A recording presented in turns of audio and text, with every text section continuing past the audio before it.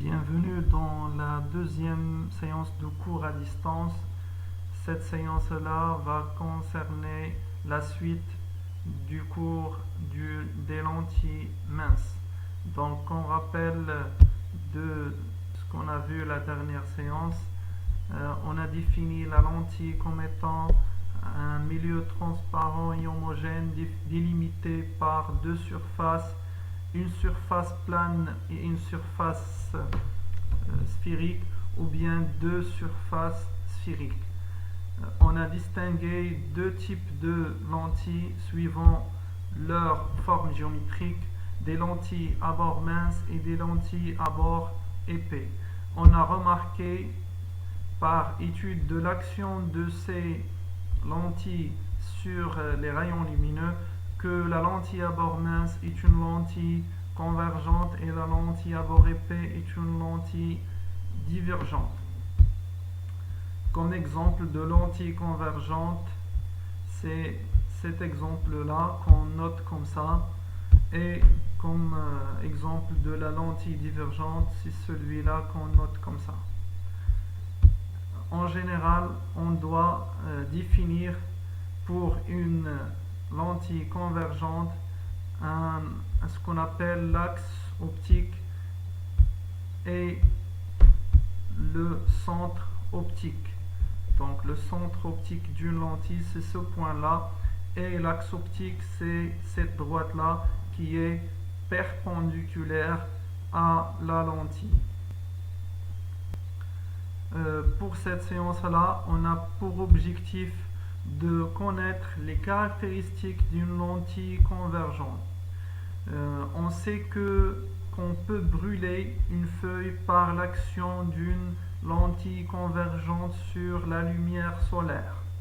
Mais comment expliquer ce phénomène-là? Pour bien répondre à cette question, on a besoin de faire des expériences.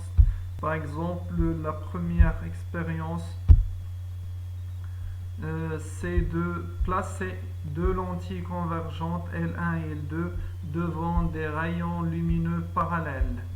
On remarque que ces deux lentilles convergentes font concentrer les rayons dans des points bien déterminés. Donc ces points-là, c'est ce qu'on appelle les foyers images. Donc la différence entre les deux lentilles, c'est que les distances entre le foyer image et la lentille sont différentes. Donc pour le premier cas, c'est 2 cm et le deuxième cas, 4 cm. Donc dans cette expérience qu'on va représenter maintenant, on définit pour la première lentille L1 son centre optique O1 et son axe optique, celui-là. Et pour la deuxième, la même chose. Donc pour les rayons qui sont parallèles à l'axe optique, ils se concentrent dans un seul point qu'on appelle le foyer image F'1, c'est-à-dire de la lentille numéro 1. Même chose pour la lentille numéro 2, les rayons se concentrent dans un second point qu'on appelle le foyer image F'2. La différence, c'est que les distances entre O1 F1 F'1 qui est 2 cm, elle est inférieure à la distance entre O2 et F'2 qui est 4 cm. Donc observation, pour chaque lentille, les rayons se concentrent en un point de l'axe optique obligatoire, c'est un point de l'axe optique appelé le foyer image. Donc la lentille numéro 1 se concentre les rayons à une distance plus courte par rapport à la lentille numéro 2. C'est ça ce qu'on a remarqué avant, c'est que la distance O1 F'1 est inférieure à la distance O2 F'2.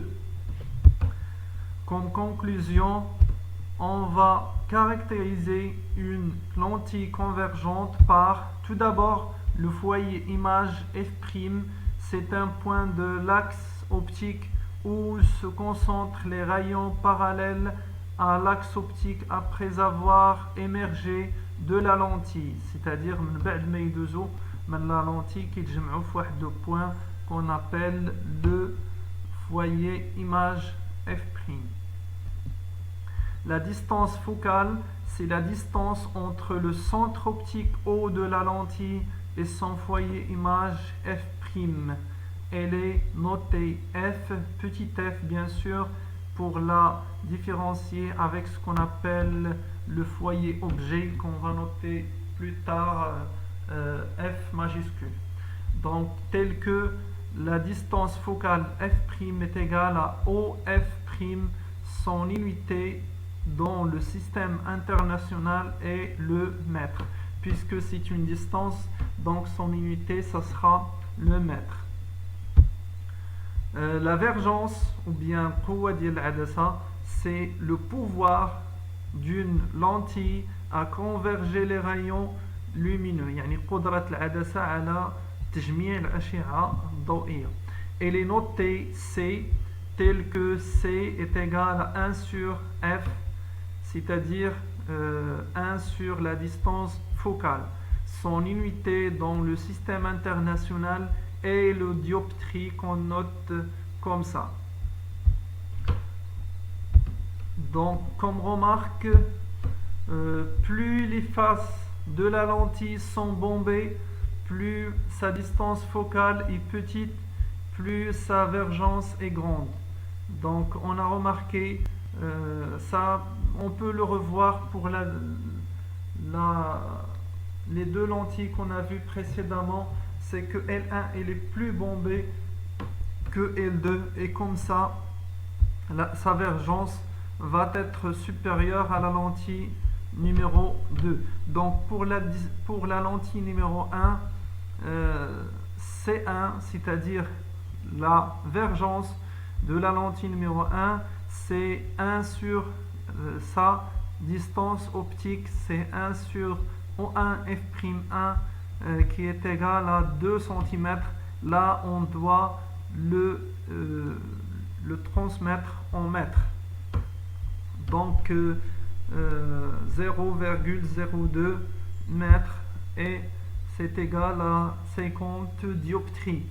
Pour la distance, pardon, pour la lentille numéro 2, sa vergence C2 est égale à 1 sur F2, c'est 1 sur O2 F'2, O2 F'2 qui est égal à 4 cm. En mètres, c'est 0,04 mètres. Ce calcul-là nous donne 25 dioptries. Donc, on peut répondre maintenant à cette question. Pourquoi on peut brûler une feuille avec une lentille mince convergente? Donc, cela est dû à la possibilité de concentrer les rayons, c'est-à-dire concentrer l'énergie solaire en un seul point. Donc cela peut causer un incendie et brûler la feuille. Donc les rayons lumineux parallèles provenant du soleil, c'est un objet considéré lointain, se concentre dans le foyer image, ce qui peut enflammer un papier. Pour la même raison, il ne faut pas essayer de voir le soleil soit en direct, soit à travers une lentille convergente, par exemple une loupe, pour risque de perdre la vue. Oui, vraiment, on peut perdre la vue si on essaye de voir le soleil à travers une loupe. Et n'oubliez pas, comme toujours, l'hygiène et la distance sociale sont les meilleures solutions pour éviter la propagation du coronavirus.